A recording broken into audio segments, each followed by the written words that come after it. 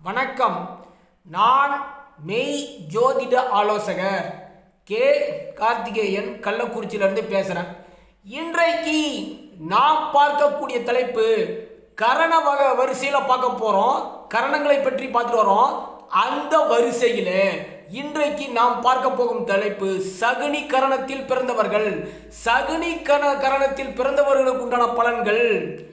அன்னம் போல் அழகாய் நடக்கும் இயல்புகளை உடையவன், சுறுசுறுப்பு நிறைந்தவன், பெரும் பணக்காரன், தானிய சம்பத்துக்கள் கொண்டவன், புத்திசாலி, படிப்பாளி, மக்கள் பலம் கொண்டவன்.